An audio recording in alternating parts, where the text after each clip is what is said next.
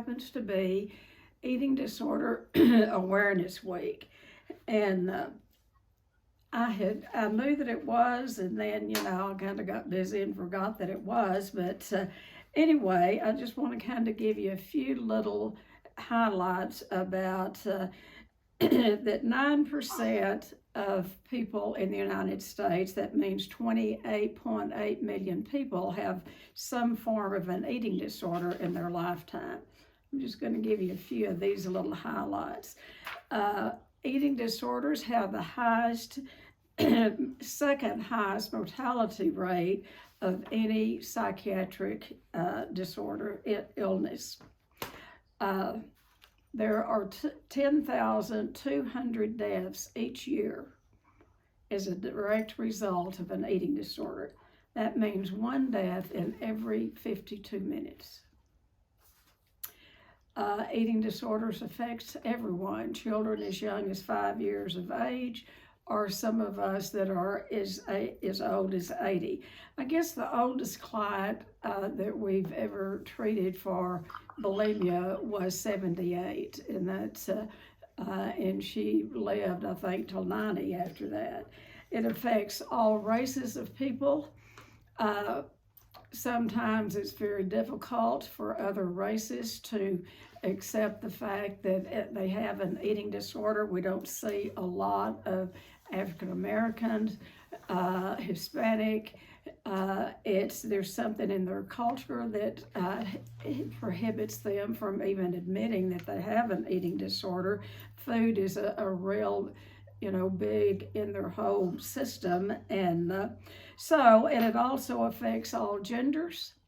It used to be known as a female disease. It is not. It covers men and women. Sometimes, women will come forward for treatment quicker than men will because of that very stigma that it's thought of more as a woman's disease, and it's definitely not.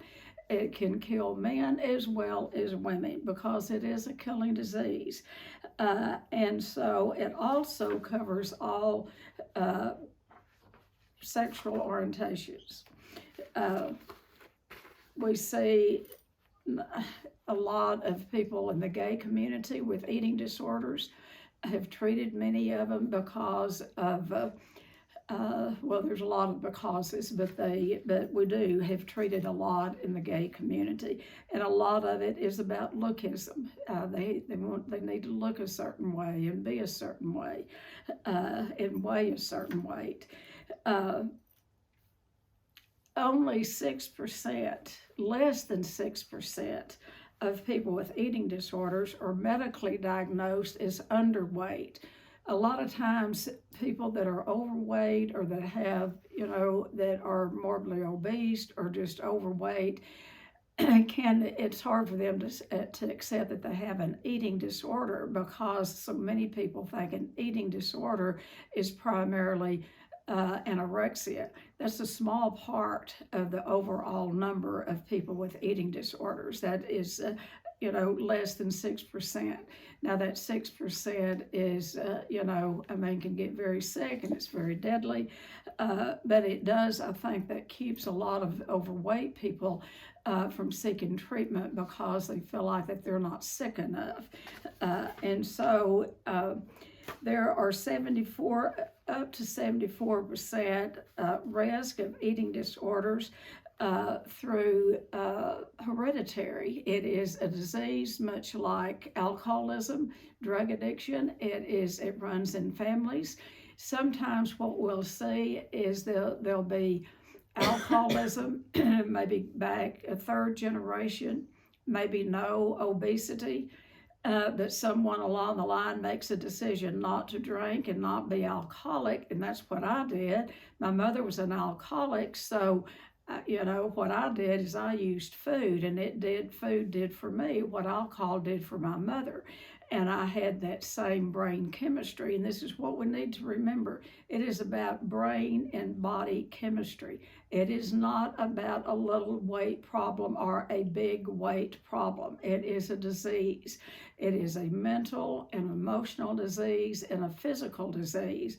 But the main problem lies between the two ears. It lies in that mental and emotional side.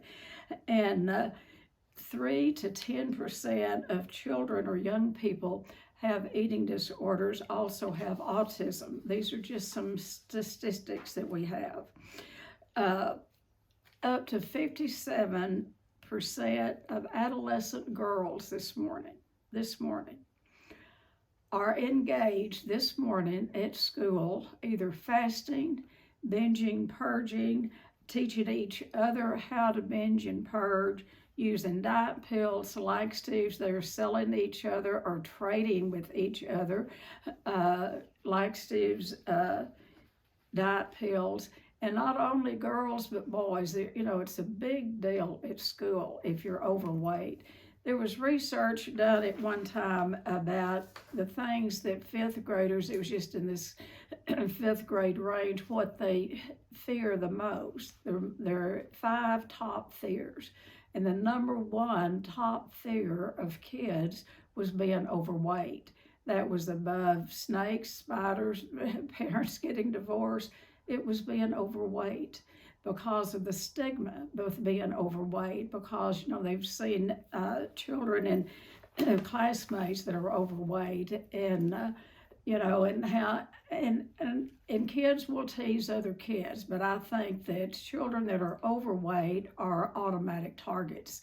I know I was made fun of my entire life, all the way through school. And so what we call eating disorders, there's a book that if any of you would want to purchase it, it's an older book, but it has a lot of good information. And it's Food Addiction, The Body Knows by Kay Shepherd. Kay Shepherd worked in the eating disorder field for many, many years. And she's not the only one. There are others who work and call eating disorders more food addiction. And food addiction is not only addicted to overeating, it's addicted, you can be addicted to any eating disorder behavior. So I want to just kind of go through, and eating disorders are like any addiction that goes through the same addiction cycle. And it's not a bad habit. It is not a behavioral problem. It is a disease. And until people can, those of us who have it, until we can get the information and realize it's a disease, it's something that we haven't asked for, but we have it. And if we have it, it's not going to get better. It is a progressive disease. It's very chronic, and it's fatal left untreated. Y'all got that? It is a very progressive disease. It's chronic in that it does not get better unless it is treated, and you never, ever quit having it. You can treat it, and it's just like alcoholism. The minute an alcoholic stops treating their alcoholism, they're back into active alcoholism. And that's the same way with the brain of anyone with an eating disorder. And so it goes through the same, like I said, the same process that any addiction does. And I want to go through the steps, or not the steps, but some things that to look for in eating disorders, food addiction. The number 1 thing is that mental obsession. And those of you that have been here, we talk a lot about the mental obsession. The mental obsession, see, this is a brain chemistry disease. And so it starts in the brain. It starts in the thinking. And the mental obsession is an idea that overcomes all other ideas. Everyone that I see on here is in some form of recovery. And so when I say mental obsession, shake your head if you know what I'm talking about. And, you know, those who don't have it, you're not an addict. I've never worked with an addict yet of any sort, that didn't have that mental obsession. And the mental obsession is, like I said, an idea that overcomes all other ideas. It's when someone, and I did it thousands of times, I would, you know, ate myself up to 287 pounds and I was going to go on a diet. And I would go on a diet. And by the way, diets do not work. Diets is something to go on that we go off of. A food plan works where you plan your food. And so, but I would be on one of those diets, and the first thing I would think of, maybe I'd get upset, maybe the kids would come home, you know, mess up the house or do something, you know, to irritate me. I will tell you, feelings do not cause any addiction. They don't. So don't hear me saying that it's a feeling that causes the addiction. It doesn't. But we can get upset about something or be joyful, extra joyful about something. And it can trigger the thinking of, I'll give you an illustration. Years ago, I had a house full of little kids and didn't go many places because we had a house full of little kids. And my husband called one day, and he was to deliver some machinery. He had his own business, and he was going up to Oklahoma to deliver a hose for a drilling rig, and wanted to know if me and the kids wanted to ride up there because I had an aunt that lived up there, and would I want to go and visit with her, and then we'd come back the next day. Well, it was in the summertime, and I said, sure, we'd love to go. And I hung up the phone, and I thought I could not figure out how to get ready. I mean, I always say that I don't have anxiety, but I had anxiety that day. I didn't know where to start, you know, packing the kids' clothes, what to take, what not to take. And I was running around like a chicken with its head cut off. And finally, I went and opened the refrigerator door. Now, I didn't like spaghetti, particularly cold spaghetti, but I took my hand and reached in a bowl of cold spaghetti and pulled it out and ate that. And I didn't know that I was using a drug that my system considered a drug. It's that high carb. And I ate that, and I got that sense of ease and comfort. I calmed down, and then I could think about what to pack. That is one of the best illustrations that I can give about the mental obsession.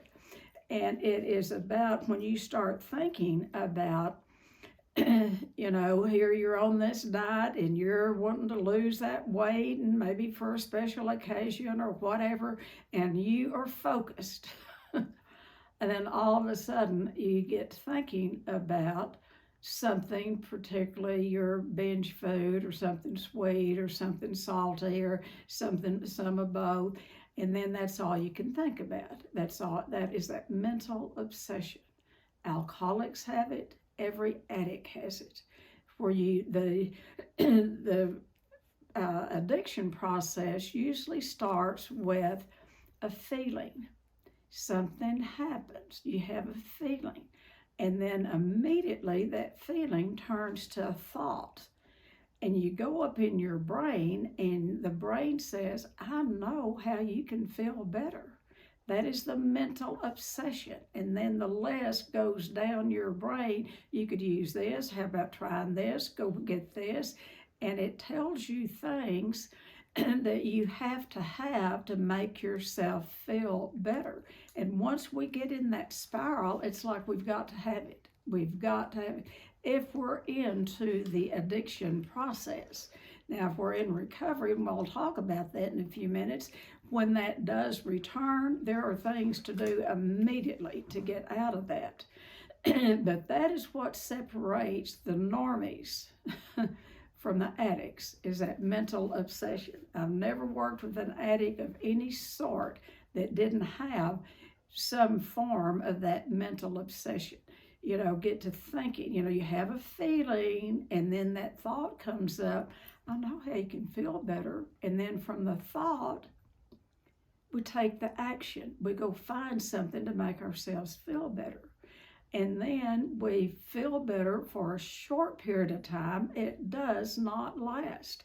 And then, I'm doing my finger like this because this is the disease process. It starts at the bottom and comes around. And up here at the top is when we use.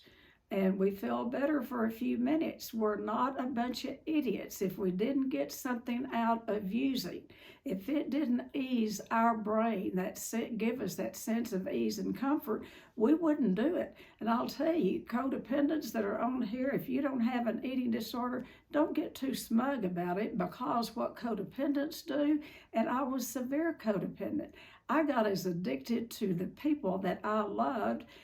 And we can go through that same addiction process codependents do. That, that feeling, oh my God, what are they doing now? And then the thought, and then all we can think about is our loved one and how we can help them. So, like I said, don't get too smug if you think you don't have an eating disorder. If it's just codependency, it goes through the same cycle. And so after we used, we have a short period of time of that sense of ease and comfort. Oh, that felt so good. That tasted so good. Now, sometimes once we get in there, that binge will last a long time. Or whether it's alcohol, drugs, food, a lot of times we don't stop with just one binge. It will trigger. And here we're off and running again. And once, that binge is through, and we get down to that, oh my God, I've done it again. What we go through is that phase of guilt and remorse. Normal eaters never feel guilty about what they eat. They don't. They may eat something that they don't think is the best for them, but they don't feel guilty about it. They eat it, they enjoy it, and most normal eaters, you watch them. Go to a restaurant. You can pick out the normal eaters from those of us that are not. Watch them. They may order a piece of pie, and then they'll get busy in the conversation and maybe take 2 or 3 bites of that dessert, whatever it is, and then they'll say something like, oh, this is so rich, and will just push it away or offer it to other people. They don't have the food addiction, or they don't have that addiction to sugar. So when you get into that guilt and remorse stage, I've never seen an addict yet that didn't say, oh, God, I'll never do that again. They feel bad, they feel guilty, they have a lot of shame about it. And, we all say, I'm never going to do that again. And we mean it. We mean it at the time.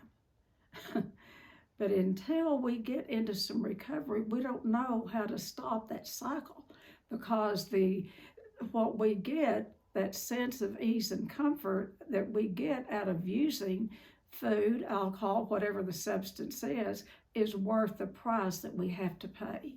And it is that vicious cycle.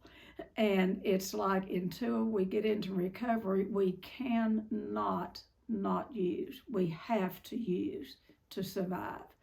We cannot not. That is what addiction is. One's too many, and 1,000's not enough. And once we get started, it's like Katie bar the door. Okay, so that's the mental obsession. And then the compulsion. The compulsion then is the loss of control. Is after we start on a substance, that compulsion is the loss of control. We can't get enough. And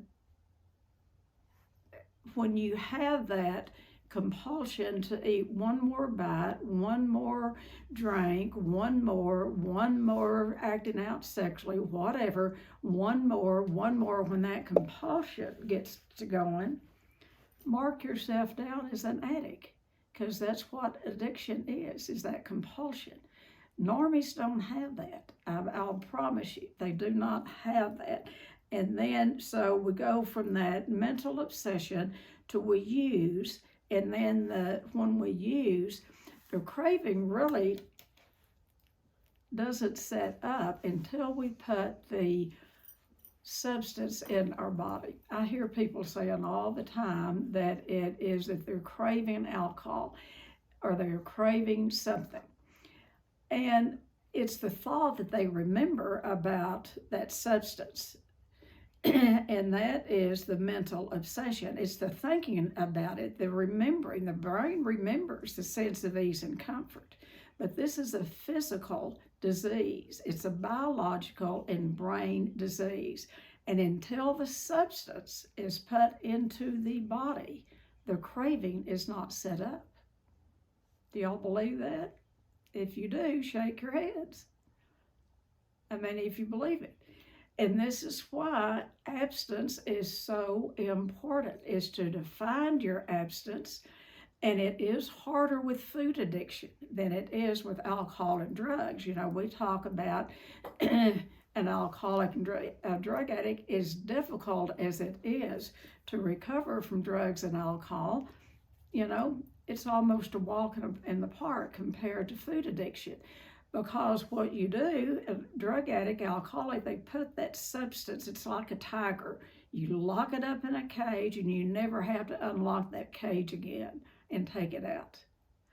Food addicts, we have to battle the tiger 3 times a day and usually a snack at night. And then try to get that tiger back there in the cage, and it's just clawing, trying to get its way out. But we do that 3 times a day and maybe a snack at night. Now, for those of you that are early in recovery, don't despair. It's not going to be like that forever if you get in true recovery.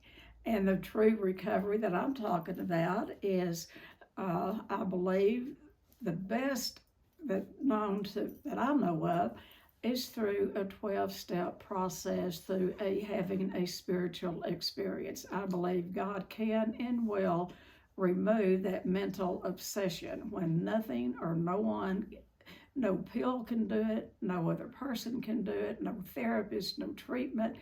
It can get you to that point of surrender. And once we get, lay down the alcohol, the drugs, and get on a good abstinence meal plan, then you do that day in and day out, and you invite God into every bite or every, time you sit down to a meal, and you're sincerely seeking the aid of a power greater than yourself. There's no failure to this.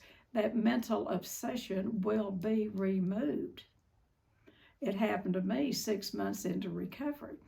Now, it's tricky with eating disorders because we deal with the food all of the time, but you have to define what your abstinence is. And your abstinence may be entirely different from someone else that you're going to meetings with or whatever, but define your abstinence. And most of us, that are food addicts have had the addiction to sugar and high carbs. Now, and all of you probably know that I participated in that deal up in Oregon State University years ago about the brain chemistry of an addict and, using sugar as an addiction. And the thing about it, and research has shown this is not just coming out of my mouth. Look it up for yourself. That sugar for some people is as addictive as cocaine. And so if you have that sugar addiction, if you're going to try to eat and keep having it, good luck. Because what happens, you have to have more, and more, and more, and more. If you're a true food addict, there's certain things, trigger foods, that I don't believe you'll ever be able to eat. And, those of us in recovery, what I tell people, when you leave treatment, because when they're here in treatment, we put them on a detoxifying food plan. We take them off of anything that could be addictive. That includes caffeine. We take them off of sugar. We take them off of gluten. We're not saying that people can't ever eat that. I don't know what other people's bodies and brains can do, but we want them one time in their life to feel completely clean and have good food to eat 3 meals a day, because we eat to sustain the body. We eat for the vitamins. We eat to stoke the engine so we can get up and go to work and have families and enjoy life. It's the only reason that we eat, supposedly. It is for fuel for our bodies. So I tell people, once you leave here, if you want to add back sugar, if you think you can eat sugar or high carbs, do it with intention. Put it in your meal plan.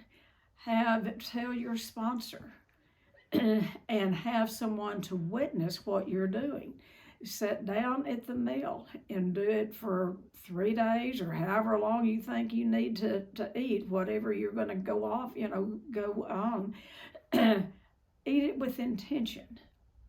And the body knows, the body in your brain will tell you whether you can successfully eat it or not. If you can't, what it will do is set up a craving, and that's when the craving will be set up, and you won't be able to stop with that handful of hard candy or those few M&Ms or whatever you're going for. You will want more. The brain will say, give me more, give me more. Where did that come from? I want more of it. That's when you know that you're an addict. It doesn't take a rocket scientist to figure this out. And for those that are sugar addicts and high carb, addicted to high carbs, I say this all the time, I've never seen anyone really addicted to broccoli or green beans. There's nothing in there that will set up that craving. There's not, so those are safe for you to eat. But I found out last night, I was looking up arthritis and what is good for, what not to eat when you have arthritis, which I do. And one of the things that they said is that vegetable that I love dearly, anything that's in the cabbage family, can have some natural sugar that may not be good for arthritis. That includes cabbage and broccoli and blah, blah, blah. But anyway, I think in moderation that we could eat safely broccoli, but it's just for those of us with rheumatoid arthritis. So anyway, and when I read that list, I was so proud of myself, and I thanked God, and I thanked Misty, who cooks for me. There's 5 things that people need to avoid that have arthritis, and I didn't look just one list. It just popped up. How things will pop up on your phone, and it was things that, like, the top of the list was gluten. Gluten was on the top of the list of things to avoid if you have arthritis. Another thing, and we all know this, we preach it at Shades, is any processed food. Because when that food is processed, I'll tell you, I don't care what they call it, they're going to be adding some form of sugar, some form of flavoring to make it taste better. And that processed food also includes, and if y'all don't have arthritis, you can probably eat these things, but it includes cold cuts and any processed food. And then sugar, so gluten, processed food, sugar. And this is something that I was surprised at, is food that is grilled, particularly barbecue. It's something that's on the grill. It produces some sort of a chemical that is not good for arthritis. And then alcohol. So I was proud of myself. I've been off of gluten, all that anyway, so I'm bragging on myself. But anyway, I'm going to quit doing that and get on with what I'm talking about. But you must find what you are addicted to. and what your body cannot tolerate. And when you eat it anyway, it's called you've had a slip, or you're in relapse, or you've just decided that you had rather hurt, and have the pain and the, in order. Nothing tastes as good, I'll tell you, as abstinence feels. Okay, so the next thing, and I'll hurry through this, number 3, is that slimmer obsession. That's obsession to be slim, and then having the partner and having that compulsion to eat. Those two things tied together, that, it drives people nuts. Wanting to be thin, but having the compulsion to eat. Y'all know what I'm talking about? And it's that striving to be thin. Walk up to any grocery store counter, checkout counter, and look at those magazines. Just glance over there, particularly the first of the year. They're still doing them though, but particularly around the first of the year, you look at those magazines. There is going to be at least one quick weight loss program, the thing that's going to help everybody better than anything. It's going to be advertised on those magazines. And then probably down in one corner, they'll have an article about how to have the best sex. And then over in another corner will be the recipe for the best chocolate cake you've ever baked. All of that will be, and then maybe throw in some fruit drinks or whatever. All of that on the front cover page of a magazine. And people are pull them off of those racks. And what usually they go for more than anything is how to lose weight. It's a $1 billion business. And so that syndrome of having to be thin, but then having the compulsion to eat. Excuse my language, but it's a bitch to have those two things together. But what that does, it solidifies the fact that you're an addict, that you are a food addict. And so weight gain or weight loss, the obsession with either one equals an eating disorder. And food is doing that one, back and forth, and I could tell you a million stories about how I used food like this. And I would lose 150 pounds on, these 500 calorie diets or that, and I could stay on it. I'd stay on it for 6 months and I'd lose the weight. And then at that certain number would come up on that scale like that, I'd go back to eating. Now I will tell you what I discovered through many, many, many, many years of that. A doctor friend of mine in Dallas, he's no longer in Dallas, he's in Boston, but he had a severe eating disorder and he was in recovery. And he didn't even know me that well, but he said usually what happens when we have that striving to be thin and that gain and loss and gain and loss and gain and loss and giving so much power to the scale, many times it represents unresolved childhood trauma, and that trauma usually goes back to some form of sexual trauma.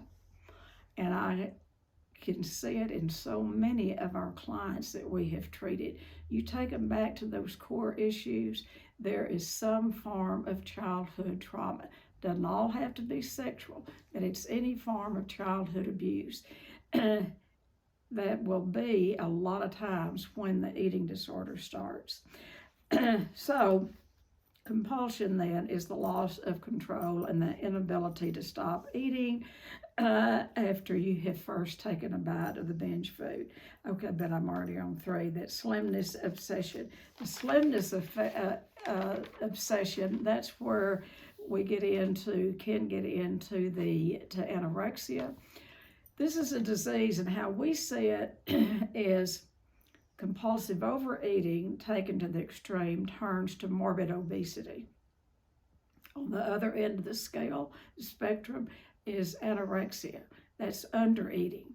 Somewhere in the middle is bulimia, and that is overeating and finding a way to get rid of the food through binging, purging, laxatives, diuretics, over-exercise. Now, majority of your eating disorder people, the ones that we've treated, have in some of their history of their eating disorder or their life have practiced all three of those eating disorders. Now they'll have a primary, like they will start maybe with the compulsive overeating, and maybe it won't be real serious. Maybe it'll be some weight gain, and then they'll feel bad about themselves, and so they'll stop eating and they'll go all the way to the anorexic side, and then they will get sick in anorexia. And we have seen this happen over and over, where people come back 2, 3, 4 years later and they're on this other side, and they're not back to where they started when they started starving themselves.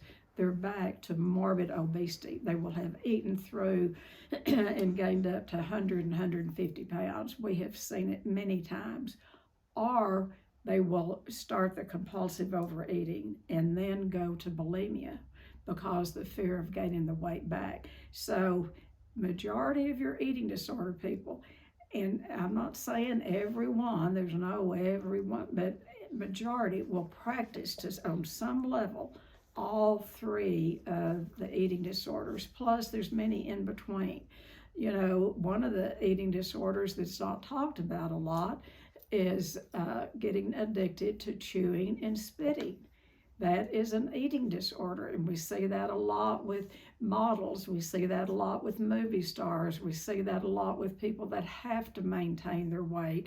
Used to, we would see it in flight attendants, where they were so rigid in a weight plan that they would do the chewing and spitting. They wanted the taste of the food. They wanted something in their mouth, but then they would have to spit it out for fear of the weight gain.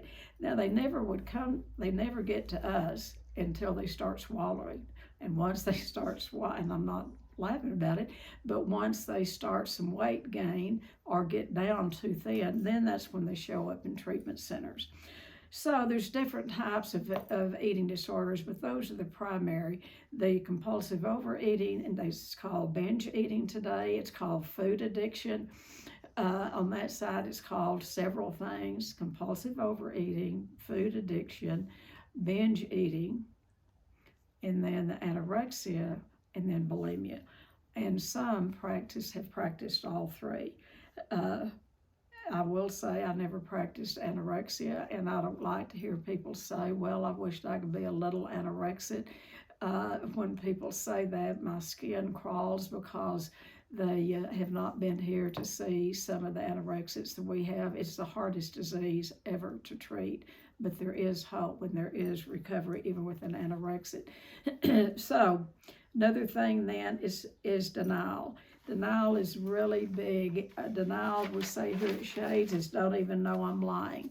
So many people have eating disorders that deny that they have it or that it's that bad. Well, maybe I have a problem, but it's not that bad. It's not that bad. And that's called denial. And denial tells an addict of any sort, alcoholic, drug addict, eating disorder person, denial tells the person, you're okay right where you are. Don't listen to those people. You don't need to change a thing. You're okay. That's what denial does. And until that denial of the disease is broken at depth, until the denial of the disease is broken at depth, recovery will not take place. As long as you're holding out, that little bit of denial, well, maybe I don't have an eating disorder. Now, I will tell you, not everyone that gains some weight has an eating disorder. There's times that people have a baby and, they gain weight, maybe gain more weight than the doctor recommended, whatever. They have the baby and they're carrying some weight. And if they are a normal eater, you know what they do? They will put themselves on a healthy meal plan. They'll go to the gym, probably take that baby with them, and they'll get that 50 pounds off. And that's it. And they're done with it, and they're back to wearing those clothes that they wore before or whatever. They take care of the problem. They do not have an eating disorder, or people will be put on certain medication and they gain weight out of from certain medication, or they have some physical problem that they gain weight over. And when the problem is addressed, the medical problem, or when they get off of that particular medication, the weight comes off, or they will, and it's usually they don't have to do anything about the food because it is a physical problem. And so not everyone that gains a little weight has an eating disorder. So don't leave here and think that I'm saying that everybody that is 10 pounds overweight has an eating disorder. I'm not saying that. But I will tell you can be 10 pounds overweight and have a severe eating disorder, because it's between the thinking, it's between the two ears. It's not so much what's on the body. Okay, so the tolerance then, it changes. And what happens is the body begins to endure more and more of the substance. The tolerance changes. It takes more and more and more. I've got some alcoholics on here, and you know what I'm talking about. Now, the thing about alcoholism, alcoholics sometimes will have what we call a reverse tolerance. They will drink so much that they can get as drunk on 3 drinks as if they could on 10 before. Not every alcoholic experiences this, but many of your alcoholics do. It's called reverse tolerance. And it doesn't take as much for them to get drunk, particularly if they're daily drinkers. Now, those of us with eating disorders, we don't have that. We do not have that. The tolerance gets worse and worse, and and what is so sad, that tolerance, what happens is the increase for food gets worse. The amount of food gets worse, and we cannot tolerate. We have to have more food and more food and more food. And we get people in here 500, 600, 700 pounds. And this tolerance they cannot tolerate. The demand that their body requires for them to take in is a massive amount of food. But I will tell you, I don't care how much a person weighs, if they want to recover and are willing to go through the process of treating food addiction as serious as alcohol and drugs, they too can recover. We've seen many of them recover. And it's a daily reprieve, one day at a time. And this is when I weighed 287 pounds, I would get sick at my stomach thinking about going on another diet, because I think, this diet, I'm going to only, they say you'll only lose 2 pounds on it, and then I'd figure out how long it would take me at 2 pounds a week to lose all of that weight, and before long I was back in the food. Or I would be on one of those crazy diets where it was really, I would go into an anorexic stage where I would do, those low calorie, 500 calorie, that is an anorexic. I don't have an anorexic bone in my body, I say, but that behavior, that thinking of being thin. So the tolerance changes, and think about that for alcoholics. They have what we call that reverse tolerance, but those of us with eating disorders don't have that. The demand just keeps increasing and increasing, and it takes more and more and more food to ease the pain of living. All right, another thing that makes eating disorders an addiction is the withdrawal symptoms. People with eating disorders, not everyone goes through it, but majority, and they go through it in different ways. And the symptoms are dizziness, chills, hot and cold sweats. Some will vomit. Some will have severe, that mental obsession will just be extreme. And then severe headaches, have a lot of low energy, and have flu-like symptoms. We had a woman, and it's on TV because it was on, I'm not breaking her confidentiality, she was on Addicted to Food, the old network, Addicted to Food. And every one of those people went through some form of withdrawal. But we had this one young woman, and she was very obese. And she wanted to leave so she could go get some Popeyes chicken. And she would cry, and she would go to the corner of the building and throw up, and she would go out on the street and try to flag people down to take her to town. And all she said was, "I have to have some Popeyes fried chicken." Now, she wasn't addicted to the chicken, folks. You ever read what that breading on Popeyes fried chicken consists of? That's what she was addicted to. And she went through some of the most severe withdrawal that I've ever seen. I went through severe withdrawal from sugar when I went through treatment.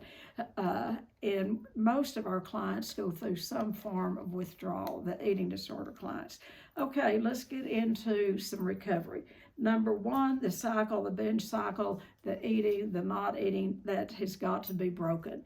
And then the second thing, you must educate yourself about the disease you have. If you don't know that you have a disease and accept the fact that it is a disease and it's not anything that you're going to get over, it is something that is treatable every day, and you can recover every day, every day, every day. But you must educate yourself about the disease. And then write an autobiography, starting in do 5-year segments, and emphasize the eating patterns and when your eating disorder started. And in that auto, not only do that, but highlight how your eating disorder has affected you and how it has affected your family. I knew that my husband's alcoholism affected my kids. I had no idea that my eating disorder affected my children much more than their dad's alcoholism. So write an honest auto. And then another thing, number 4, find a support group, whether it's EDA, Eating Disorder Anonymous, Overeaters Anonymous. There's a Food Addicts Anonymous in recovery. There is a Food Addicts Recovery. There's 2 organizations. Find a support group, and I recommend finding one that is not therapist-led. Find one that is led by other suffering people with the same disease you have that practice the 12 steps. Now, if you go to a therapist and they want you in a group, great, do that. And also do a 12-step group, because that's where your recovery, I believe, is going to take place. And we all need all the help we can get. So I'm not putting down therapists having groups, but don't just do that. I've seen people sit in therapist office for 10 or 15 friggin' years, and no movement has changed. Nothing has changed other than they have gotten worse in their addiction. So number 5, accept the fact that you have a disease and that it must be treated. And it must be treated every day. So that's what I have. I know I've taken up most of the time, but I'm hoping that someone, and I know all of you on here are educated about everything that I have said, but I'm hoping that someone that, we put this on YouTube, is that what it is? And I'm hoping someone might hear this that is in the midst of an eating disorder and they don't know what it is. And with any addiction, we pretty much have to diagnose ourselves. People can tell us till hell freezes over, but until we internalize and know that we have the disease, we're not going to treat it. We've got to own it and claim it, and then we'll treat it. If you're in relapse, I want you to hear you're not guilty for having this disease. You're only responsible for treating it. And if you're in relapse or in a slip, Recovery is about just getting back on the track. All we have is today. You know, I've been in recovery for 37 years, but I have as much time as anyone. I have today. That's the only day that I have. All right, who wants to share a little bit? Because I've got some recovering people on here, and I would really like to share and hear about your recovery. And I'm going to call on John. John, will you talk with us?